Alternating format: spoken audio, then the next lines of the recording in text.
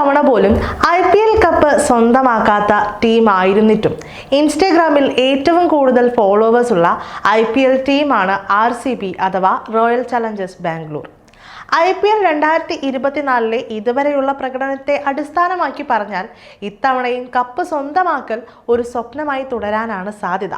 എന്തായാലും ഇതുവരെ കപ്പ് കിട്ടിയിട്ടില്ല എങ്കിലും IPL ധനികന്മാരുടെ മുൻനിരയിൽ RCBയുമുണ്ട്. അതിന് കാരണം RCBയുടെ ആരാധകർ തന്നെയാണ്. നിലവിൽ 697 കോടി രൂപയുടെ മൂല്യമുള്ള ലീഗിലെ 4ാമത്തെ സമ്പന്ന ഫ്രാഞ്ചൈസിയാണ് RCB.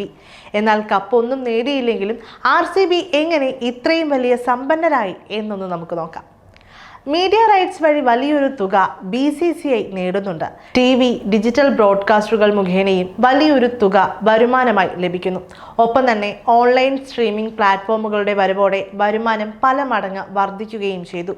ഇത്തരത്തിൽ ലഭിക്കുന്ന മൊത്തം വരുമാനത്തിൽ നിന്ന് അതിൻ്റെ വിഹിതമെടുത്ത ശേഷം ടൂർണമെന്റിന്റെ അവസാനം BCCI ബാക്കി തുക ടീമുകളുമായി പങ്കിടുന്നു.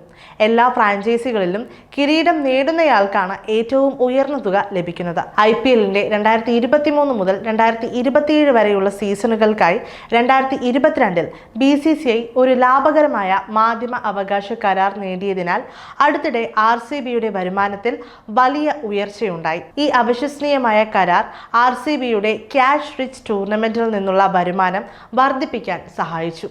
എന്നാൽ RCBയുടെ ഏറ്റവും പ്രധാനപ്പെട്ട വരുമാന മാർഗം എന്ന് പറയുന്നത് സ്പോൺസർഷിപ്പുകളാണ്.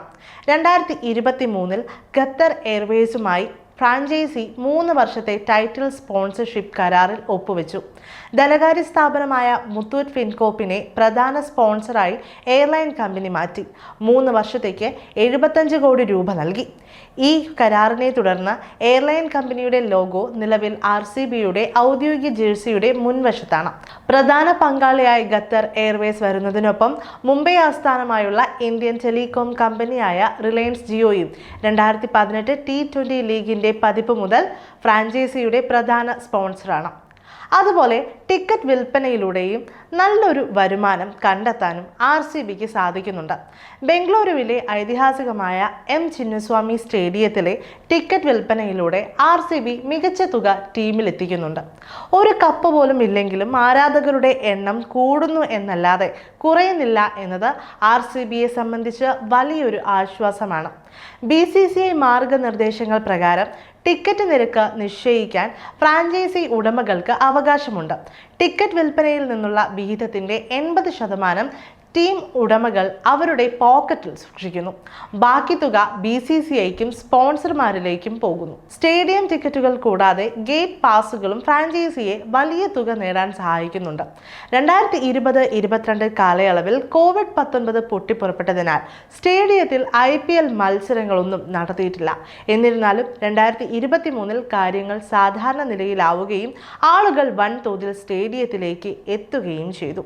ഇത് ഫ്രാഞ്ചൈസി ഉടമകൾ വലിയൊരു ആശ്വാസമായി. 2024 നിറഞ്ഞു കവിഞ്ഞ സ്റ്റേഡിയമാണ് കാണാൻ സാധിക്കുന്നത്. അതെ, കപ്പില്ലെങ്കിലും RCB സമ്പന്നരാണ്. കാരണം കപ്പ് നേടിയ പല വമ്പന്മാരെയും പിന്നിലാക്കിയാണ് IPL സമ്പന്ന ടീം പട്ടികയുടെ ആദ്യ 5-ൽ RCB ഇടം നേടിയത്.